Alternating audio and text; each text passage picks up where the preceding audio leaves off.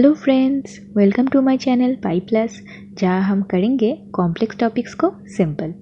If you are new to my channel then please subscribe and press the bell icon so you don't miss any of my videos. And let's get started. आज हम करेंगे class 11 quadratic equations और हम book follow कर रहे हैं M L. Agarwal.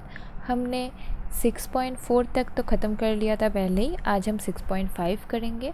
और इससे पहले अगर आपने मेरे पुराने वीडियोस नहीं देखे हैं तो 6.5 के ऊपर एक थ्योरी के ऊपर मैंने एक अलग से वीडियो बनाया है, जिसके लिंक आपको डिस्क्रिप्शन बॉक्स में मिल जाएंगी।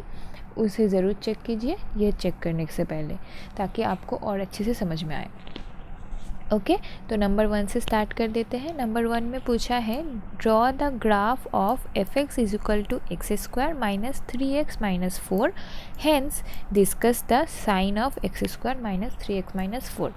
साइन कैसे ढूंढते हैं ये मैंने ऑलरेडी डिस्कस कर दिया है, पर ग्राफ ड्रॉ करना डिस्कस नहीं किया था। तो अगर आपको पता है, अगर नहीं पता है तो मैं समझा देती हूँ कि ये अगर समझ लीजिए आपके पास कोई फंक्शन है y is equal to x², तो ये आपको पैराबोला का ग्राफ देता है, ठीक है ना। अगर x² के टर्म है, x के ही टर्म, x और कांस्टेंट के टर्म आपको मिल रहा है, ऐसा एक क्वाड्रेटिक इक्वेशन मिल रहा है जहाँ पर x का टर्म 0 भी हो सकता है, नहीं भी हो सकता है, कांस्टेंट टर्म हो भी सकता है, नहीं भी हो सकता है, पर आपको पूरा एक x का क्वाड्रेटिक का टर्म मिल रहा है। ये आपको एक पैराबोला का ग्राफ देगा। तो पैराबोला के ग्राफ दिखते कैसे हैं? पैराबोला के ग्राफ कुछ इस तरीके के दिखते हैं।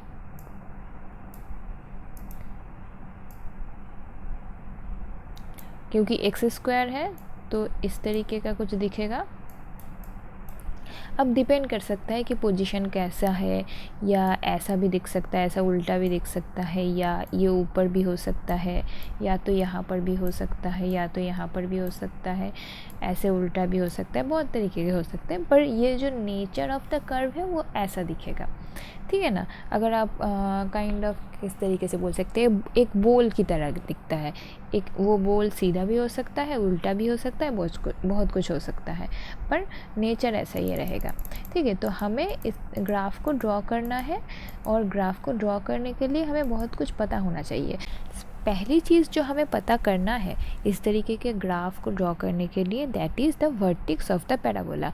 वर्टेक्स का मतलब क्या होता है? वर्टेक्स का मतलब होता है लोएस्ट और highest point of a parabola. मतलब अगर आपके पास ऐसा पैराबोला है तो इसका लोएस्ट पॉइंट होगा ये जो, क्योंकि बाकी सारे पॉइंट इसके ऊपर है। और अगर आपका पैराबोला इस तरीके का ना दिख के इस तरीके का दिख रहा है, उल्टा है, आपका बोल उल्टा है, तो इसका हाईएस्ट पॉइंट होगा ये।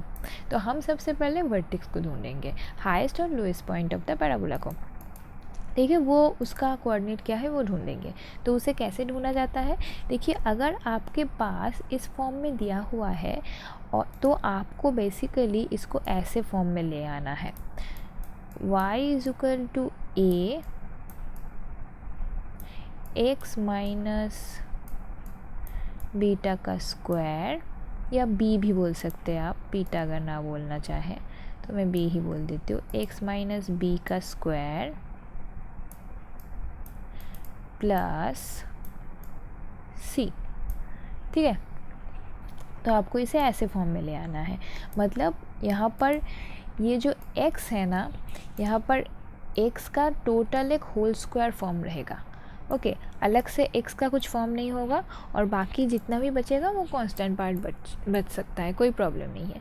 अगर इस फॉर्म में आप ले आ पाए तो आपका जो वर्टेक्स हो जाएगा that will be b, c, ठीक है, क्लियर। मतलब आपको किसी भी पैराबोला के इक्वेशन को इस फॉर्म में ले आना है, जहाँ पर c है एक कांस्टेंट, a है एक कांस्टेंट, b है एक कांस्टेंट, तो x का जो पार्ट है आपको एक होल स्क्वायर के फॉर्म में ले आना है। तो आपका जो वर्टेक्स हो जाएगा वो हो जाएगा b, c, ठीक है। तो अब हमारे पास तो इस फॉर्म में दिया हुआ तो है नहीं, तो इस फॉर्म में लाने की कोशिश करते हैं। कैसे करेंगे ये? इस चीज़ को हम ना, इस पार्ट को एक होल स्क्वायर फॉर्म में ले आने की कोशिश करेंगे। तो उसको कैसे कर सकते हैं? देखिए, x² को रहने दीजिए, x²। अब अगर आपको x² का होल स्क्वायर चाहिए तो आपको सेकेंड टर्म में क्या चाहिए होगा? आपको चाहिए होगा 2 × x × समथिंग, जिसका फिर से स्क्वायर होगा, राइट। यहाँ पर 2 इंटू एक्स इंटू समथिंग, तो अगर आप 2 इंटू एक्स करेंगे तो आपको मिला 2x माइनस 2x मिला, पर है 3x। तो 2x को 3x करने के लिए हम क्या कर सकते हैं, हाफ से डिवाइड करके 3 से मल्टीप्लाई कर सकते हैं, मतलब 3/2 से मल्टीप्लाई कर सकते हैं। देखिए 3/2 से मल्टीप्लाई करेंगे तो आपको वापस 3x ही मिल रहा है। तो आपको ये जो x का टर्म है उसे ऐसे चेंज करना है कि वो 2ab के फॉर्म में ले आए, जहाँ पर a है आपका x और b कुछ भी हो सकता है, b आपको डिसाइड करना है, ठीक है ना। तो x² minus 2 into a into b तक हम पहुँच गए। अब इसे होल स्क्वायर फॉर्म में जाने के लिए और क्या चाहिए, प्लस b²। तो आपका b क्या हो रहा है, ये हो गया 2, ये हो गया a, तो b क्या बच रहा है, सिर्फ ये पार्ट, तो b², तो 3/2 का होल स्क्वायर, तो फिर ये पूरा पार्ट एक होल स्क्वायर हो जाएगा, ठीक है ना। हमारा गोल है इसे एक होल स्क्वायर फॉर्म में लाना, तो हमने वही किया। अब -4 तो था ही, अब इसे क्योंकि यहाँ पर हमने प्लस 3/2 का होल स्क्वायर ऐड किया है, तो यहाँ पर -3/2 का होल स्क्वायर भी ऐड करना पड़ेगा, राइट। कर दिया। अब ये पूरी चीज़ एक होल स्क्वायर होगी, x माइनस 3/2 का होल स्क्वायर -4 -9/4। तो इस चीज़ को कैलकुलेट कीजिए, ये आ रहा है 25/4। तो देखिए ये आ चुका है ना इस फॉर्म में, जहाँ पर आपको a मिल रहा है +1, b मिल रहा है 3/2 और c मिल रहा है 25/4, सॉरी -25/4। तो आपका वर्टेक्स ऑफ द पैराबोला क्या हो गया, 3/2 -25/4, ठीक है। तो आपको पैराबोला का वर्टेक्स मिल चुका है। अब ये आपका लोएस्ट पॉइंट भी हो सकता है, ये हाईएस्ट पॉइंट भी हो सकता है। अब आपको डिसाइड करना है कि आपका जो पैराबोला का शेप होगा वो सीधा बोल की तरह होगा या उल्टा बोल की तरह होगा। मतलब मेरे कहने का मतलब ये है कि आपका जो पैराबोला का शेप होगा ना, वो ऐसा होगा कि वो ऐसा होगा, ठीक है, वो डिसाइड करेंगे हम। तो वो कैसे डिसाइड किया जाता है, वो हम इस तरीके से डिसाइड कर सकते हैं कि आपका जो ये कंडीशन में लाने के बाद आपका जो पैराबोला का a होगा ना, उसको आपको देखना है। अगर a का साइन पॉजिटिव है तो आपका जो पैराबोला होगा वो राइट साइड अप पैराबोला होगा, मतलब ऊपर की तरह होगा पैराबोला। अगर a का साइन नेगेटिव है तो आपका जो पैराबोला होगा ये उल्टा होगा, डाउन साइड हो जाएगा, ठीक है ना। तो इस जनरल फॉर्म में लाने के बाद a के साइन के ऊपर डिपेंड करता है आपका पैराबोला ऐसा सीधा बनने वाला है या उल्टा बनने वाला है, ठीक है। तो यहाँ पर a क्या है +1, तो आपका पैराबोला क्या होगा, सीधा पैराबोला होगा, ऐसा सीधा, ठीक है। तो हमने दो चीज़ें निकाल ली, एक आपका वर्टेक्स निकल गया, तो ये आपका लोएस्ट पॉइंट होगा या ये आपका लोएस्ट पॉइंट होगा या हाईएस्ट पॉइंट। अगर ऐसा है तो ये आपका जो पॉइंट है वो लोएस्ट पॉइंट आ गया, ये वर्टेक्स आपका लोएस्ट पॉइंट मिलेगा, ठीक है ना। अगर आपके पास पैराबोला ऐसा है राइट साइडेड अप, तो आपको अगर आपके पास पैराबोला ऐसा है तो आपको कभी भी हाईएस्ट पॉइंट मिल सकता है, क्योंकि ये तो चलता जाएगा, ये पार्ट तो चलता जाएगा, पर लोएस्ट पॉइंट मिल सकता है। तो आपका जो वर्टेक्स है ये यहाँ पर आपका पैराबोला का लोएस्ट पॉइंट है, ठीक है। तो लोएस्ट पॉइंट मिल चुका है, पैराबोला कैसे दिखेगा वो भी मिल चुका है। अब हम क्या निकालेंगे, अब बाकी और 2-3 पॉइंट्स निकाल लेते हैं ताकि हम इस पैराबोला का ग्राफ एक्स और वाई एक्सिस में अच्छे से ड्रॉ कर पाए, ठीक है ना। अच्छा, अब देखिए और एक चीज़ भी यहाँ पर बोला है कि आपको क्वेश्चन में ये भी पूछा है कि discuss the sign of the equation, और साइन ऑफ द इक्वेशन निकालने के लिए हमें रूट्स तो निकालने ही पड़ते हैं, तो मैंने एक ही साथ में रूट्स भी निकाल दिए हैं। पर हमेशा आपको रूट्स निकाल के ही पॉइंट्स निकालना ज़रूरी नहीं है। रूट्स निकालने का मतलब क्या होता है कि y को 0 किया, y को 0, y0 किस किस पोजीशन पे आ रहा है, तो मैंने y को 0 करके इस इक्वेशन को सॉल्व किया और देखे कि x के 2 वैल्यूज़ आ रहे हैं। तो आपका इस पैराबोला का ये एक पॉइंट हो गया -1,0, जहाँ पर x है -1 और y है आपका 0, तो -1,0, और दूसरा पॉइंट हो गया 4,0। आप ये स्टेप कर भी सकते हैं, नहीं भी कर सकते हैं। आप वो ना करके ऐसे नॉर्मली भी निकाल सकते हैं। जैसे मैंने और भी 2 पॉइंट निकाले, मैंने पहले सोचा था कि तीनों पॉइंट से कर लेते, फिर सोचा थोड़ा और पॉइंट ड्रॉ कर देते हैं क्योंकि बेटर रहेगा ना ग्राफ। तो और जैसे कि आप क्या करेंगे, तो आप कैसे बेसिकली निकालेंगे, फिर आपके पास दिया हुआ था y = एक्स स्क्वायर क्या था, y is equal to x square minus 3x minus 4, minus 3x minus 4। आप इजीली कैसे पॉइंट्स निकाल सकते हैं ग्राफ के लिए, आप x के वैल्यूज़ पुट करते जाइए, कोई भी वैल्यू पुट कीजिए, 0 1 2 3 4 कुछ भी पुट कीजिए, और उसके लिए y का जो कॉरस्पॉन्डिंग वैल्यू होगा वो हो जाएगा आपका आपको मिल जाएगा y के कोऑर्डिनेट। जैसे मैंने यहाँ पर किया है, मैंने फिर x का कोऑर्डिनेट 2 पुट किया, 2 पुट करके मुझे y मिल रहा है -6, तो एक कोऑर्डिनेट हो गया 2, -6 जो पैराबोला के अंदर होगा। फिर x 0 पुट किया तो 0, -4। उसी तरीके से रूट निकालने का मतलब है आपने y को 0 पुट कर दिया और x का वैल्यू निकाला, ठीक है ना। तो रूट निकाल भी सकते हैं, नहीं भी निकाल सकते, जितने चाहे पॉइंट्स निकाल लीजिए, 4-5 निकालेंगे तो बेटर है ड्रॉ करने के लिए। तो देखिए अब हम क्या करेंगे, अब हम ड्रॉ करेंगे। हमें वर्टेक्स मिल चुका था और ये भी पता चल चुका था कि ये जो पैराबोला है ये ऐसा बनेगा, सीधा बनेगा। तो वर्टेक्स कहाँ पर था, वर्टेक्स का पॉइंट था 3/2। 3/2 का मतलब क्या हो जाता है 1.5 और -25/4।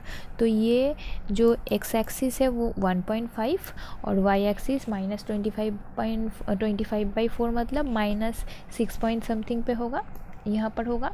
और बाकी जो पॉइंट्स हमने लिए हैं उनमें से 2 पॉइंट्स है यहाँ पर -1, -1, 0 और 4, 0, तो -1, 0 और 4, 0, और यहाँ पर से एक पॉइंट 0, -4 है और एक पॉइंट है 2, -6, तो समझ लीजिए यहाँ पर कहीं पर। तो ये पॉइंट्स पहले मैंने ग्राफ में लगा दिया और फिर ग्राफ ड्रॉ कर लिया, ठीक है ना। तो आपको कौन से स्टेप करने हैं। पहला स्टेप आपको उस इक्वेशन को एक जनरल फॉर्म में ले आना है। जनरल फॉर्म में ले आने के बाद आपको उसका वर्टेक्स डिसाइड करना है। वर्टेक्स डिसाइड करने के बाद वो अपसाइडेड होगा या डाउन साइडेड होगा वो डिसाइड करना है। फिर उस इक्वेशन में x के अलग अलग वैल्यूज़ या y के अलग अलग वैल्यूज़ पुट करके, y के अलग वैल्यूज़ ना पुट करें तो बेटर है, कॉम्प्लिकेटेड हो जाएगा। x के अलग अलग वैल्यूज़ पुट कीजिए या रूट्स निकालिए, मतलब y को 0 पुट करके x के वैल्यू निकालिए और आपको कुछ कोऑर्डिनेट्स मिल जाएंगे जो पैराबोला के इक्वेशन को सेटिस्फाई करेंगे। फिर उन पॉइंट्स को लेके आप ग्राफ को ड्रॉ कर लीजिए, ठीक है ना। इसी तरीके से आपको ग्राफ के ड्रॉ करने हैं। अब देखिए उस क्वेश्चन का और एक पार्ट भी था, जो पार्ट ये था कि ये जो पैराबोला का जो साइन है, मतलब ये जो इक्वेशन का जो साइन है, discuss the sign of this equation, ये भी पूछा गया था, राइट। अब देखिए यूजुअली हम साइन कैसे निकालते हैं, हम निकाल लेते हैं कि डिस्क्रिमिनेंट क्या आ रहा है, तो डिस्क्रिमिनेंट के ऊपर डिपेंड करके आपका रूट्स पता चल जाता है आपको कि रूट्स पॉजिटिव है, अनइक्वल पॉजिटिव है, मतलब अनइक्वल रियल है या इक्वल रियल है या फिर कॉम्प्लेक्स नंबर है, पता चल जाता है। उसके ऊपर डिपेंड करके हम साइन डिसाइड करते हैं, राइट। पर यहाँ पर फिर से करने की ज़रूरत नहीं है, क्योंकि हमने जब सॉल्व किया था इस इक्वेशन को तभी हमें दिख गया था कि ये जो रूट्स हैं वो रियल एंड अनइक्वल है और 2 रूट्स आपको मिल रहे थे। तो फिर अगर रियल एंड अनइक्वल होता है तब आपका साइन क्या हो जाता है, जो इक्वेशन का साइन कैसे हम निकालते हैं, पहले हम चेक करेंगे कि इस इक्वेशन में a का साइन क्या था। इस इक्वेशन में a का साइन था पॉजिटिव, क्योंकि a है आपका 1, तो इस इक्वेशन में a का साइन है पॉजिटिव, राइट। तो इस इक्वेशन का साइन क्या हो जाएगा, इस इक्वेशन का साइन, पहले तो इस इक्वेशन का साइन 0 होगा, क्योंकि इस इक्वेशन का वैल्यू ही 0 हो जाएगा जब आपके रूट्स मिलेंगे, राइट। तो आप जब इस रूट्स को पुट करेंगे, मतलब -1 और 4 को पुट करेंगे, तो आपको इस इक्वेशन का वैल्यू मिलेगा 0, मतलब साइन भी 0 ही होगा, राइट। अच्छा, इस इक्वेशन का वैल्यू लेस देन 0 कब होगा, जब ये जो आपका इक्वेशन है, मतलब जो आपका x है वो इन दोनों रूट्स के बीच में लाई करेगा, तब आपका इक्वेशन का वैल्यू लेस देन 0 हो जाएगा। क्यों, क्योंकि आपका जो साइन ऑफ a है वो है पॉजिटिव, ग्रेटर देन 0। और अगर आपको 2 रियल एंड अनइक्वल रूट्स मिल रहे हैं तो साइन ऑफ a जो होता है उसका ऑपोजिट साइन हो जाता है जब x का वैल्यू उन रूट्स के बीच में लाई करता है, और उसका सेम वैल्यू हो जाता है जब x का वैल्यू उन रूट्स के बीच में लाई नहीं करता है, मतलब x लेस देन -1, और अगर ग्रेटर देन 4 होगा तो a का साइन जो होगा इक्वेशन का साइन सेम होगा, और अगर बीच में लाई करेगा तो a का साइन के उल्टा साइन हो जाएगा इक्वेशन का साइन। ठीक है ना। ये क्यों होता है अगर आपको जानना है तो वो थ्योरी का वीडियो आप ज़रूर देखिए, वहाँ पर मैंने डिटेल में डिस्क्राइब किया है। क्योंकि मैं यहाँ पर नहीं बोलने वाली हूँ फिर से, इसीलिए मैंने वो वीडियो बनाया है। अगर आपको जानना है क्यों हो रहा है और कैसे आपको समझना है तो ज़रूर उस वीडियो को देखिएगा। ठीक है, तो नेक्स्ट क्वेश्चन में चले आते हैं। नेक्स्ट क्वेश्चन है, आपको discuss the sign of the following quadratic equation बोला गया है।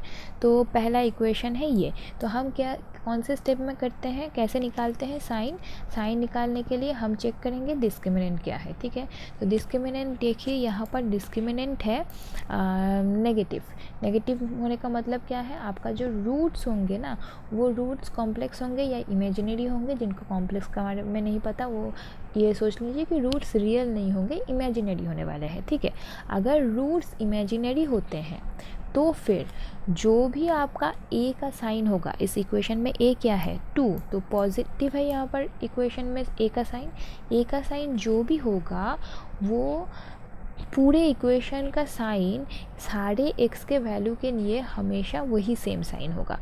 मतलब ये जो इक्वेशन का साइन है, इस इक्वेशन का साइन हमेशा ग्रेटर देन 0 होगा, क्योंकि a ग्रेटर देन 0 है तो, और इमेजिनरी रूट्स है तो फॉर ऑल रियल x इसका साइन हो जाएगा ग्रेटर देन 0। ठीक है, नेक्स्ट क्वेश्चन यहाँ पर बोल दिया है कि 3x² - 6x + 3।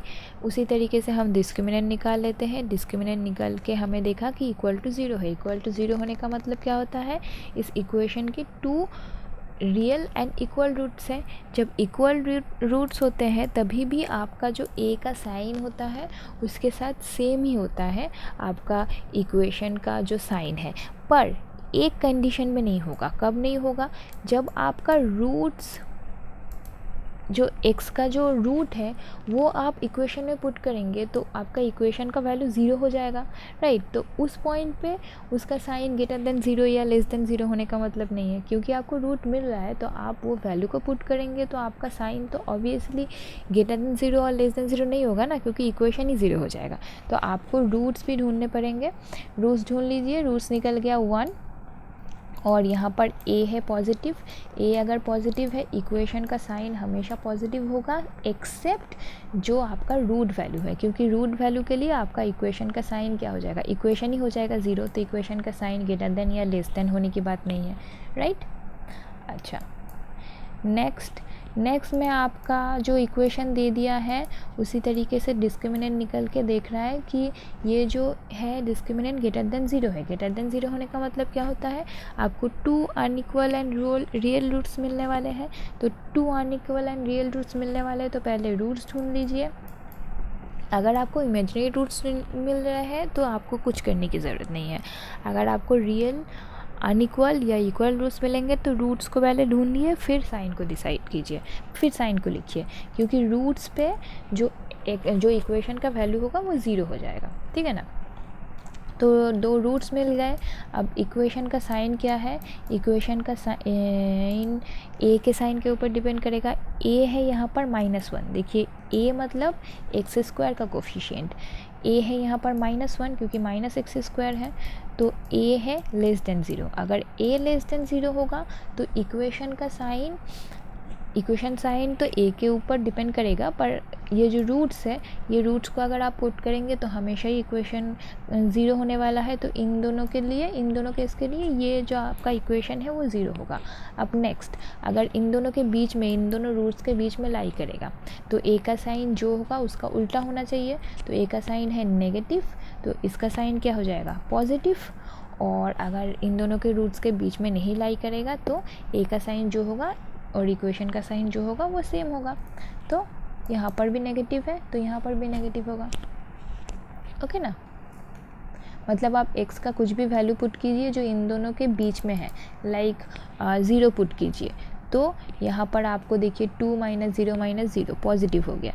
मतलब a का साइन नेगेटिव है तो ये पॉजिटिव आ गया, पर x का कोई भी ऐसा वैल्यू पुट कीजिए जो इन दोनों मतलब इन दोनों वैल्यू के बीच में नहीं है, कहीं और पे है, x -2 से कम में है या +1 से ज़्यादा में है, तो आपको जो साइन मिलेगा वो a के साइन के साथ सेम हो जाएगा, इस इक्वेशन का साइन किसी भी वैल्यू के लिए।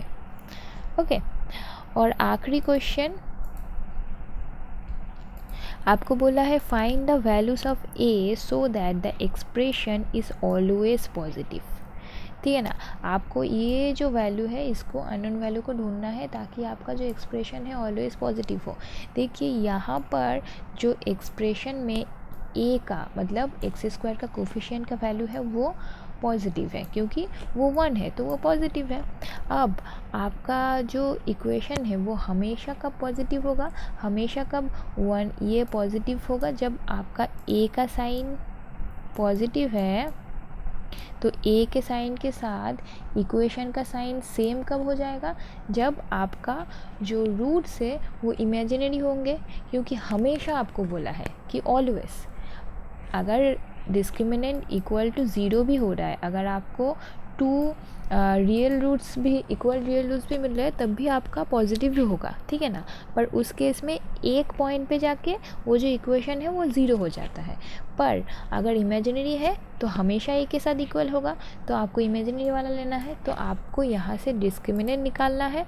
और डिस्क्रिमिनेंट जब आपको मिल जाएगा, डिस्क्रिमिनेंट से आपको a का वैल्यू निकालना है, और डिस्क्रिमिनेंट आपका जब लेस देन 0 होगा, मतलब आपका जो वैल्यू होंगे रूट्स के जब इमेजिनरी होंगे, तभी आपका जो इस इक्वेशन का वैल्यू है वो हमेशा पॉजिटिव होने वाला है। तो हम कैसे निकालेंगे, यहाँ से डिस्क्रिमिनेंट निकाल लेंगे। डिस्क्रिमिनेंट क्या आएगा, b² - 4ac = आ जाएगा, b क्या है यहाँ पर a+2, तो a+2 का होल स्क्वायर -a+2 का होल स्क्वायर एक ही बात है, माइनस तो वैसे भी प्लस हो जाएगा, -4ac, a है 1 और c है 4, तो डिस्क्रिमिनेंट लेस देन 0 कीजिए, 0 करके आपको मिल रहा है ये इक्वेशन, इसको मिडिल टर्म करने के बाद। अब देखिए यहाँ से आपको a के वैल्यूज़ ढूंढने हैं, a के कौन से वैल्यू के लिए आपका जो ये इक्वेशन होगा ये सेटिस्फाई करेगा, राइट। तो देखिए यहाँ पर दो जो वैल्यू है वो प्रोडक्ट फॉर्म में है। अब जब दो चीज़ को मल्टीप्लाई करके आपको लेस देन 0 मिल रहा है, मतलब नेगेटिव मिल रहा है, उसका मतलब क्या होगा, कोई एक पॉजिटिव होगा कोई एक नेगेटिव होगा, राइट। या तो a+6 लेस देन 0 है एंड a-2 ग्रेटर देन 0 है, या तो a+6 ग्रेटर देन 0 है एंड a-2 लेस देन 0 है। क्यों, मतलब अगर दोनों ही एक साथ नेगेटिव हो जाएंगे, दोनों ही एक साथ लेस देन 0 हो जाएंगे तो माइनस माइनस प्लस हो जाता है, और अगर दोनों ही एक साथ पॉजिटिव हो जाएंगे तो कभी भी आपको नेगेटिव नहीं मिल सकता, तो एक नेगेटिव एक पॉजिटिव होगा, राइट। या तो ये कंडीशन होगा, एक साथ ये दो कंडीशन सेटिस्फाई करने चाहिए, या तो ये कंडीशन होगा, राइट। तो इस कंडीशन में से देख लेते क्या आ रहा है, आपको मिल रहा है a लेस देन -6 और a ग्रेटर देन 2। अब देखिए ये अलग अलग से तो सेटिस्फाई कर सकता है कि a का वैल्यू -6 से कम है और 2 से ज़्यादा है, पर एक साथ नहीं आ सकता ना, कोई भी एक वैल्यू ऐसा आपको नहीं मिलेगा जो -6 से कम है प्लस 2 पर 2 से ज़्यादा है, तो एक साथ नहीं पॉसिबल है। और अगर एक साथ पॉसिबल नहीं है तो आप ले नहीं सकते, क्योंकि एक साथ पॉसिबल नहीं होंगे तो ये लेस देन 0 होगा नहीं, एक साथ पॉसिबल होना पड़ेगा। तो अब ये वाला देख लेते हैं, तो a ग्रेटर देन -6 और a लेस देन 2, और ये चीज़ आप एक साथ पॉसिबल कर सकते हैं, कोई भी एक वैल्यू आप ले सकते हैं, बहुत सारे वैल्यूज़ है, -5 -4 -3, ऐसे बहुत सारे वैल्यूज़ है। अगर इंटीजर वैल्यू ले रहे हैं तो और भी बहुत सारे वैल्यूज़ है फ्रैक्शन में, तो ऐसे वैल्यूज़ आपको मिल जाएंगे जो 2 से छोटे हैं पर -6 से ज़्यादा है, तो आपका a का वैल्यू किसके बीच में हो जाएगा, in between this value. Okay, I hope you understood today's topic. If you have any doubts, questions or suggestions, do comment below or email me. And if you like my work, don't forget to like my videos.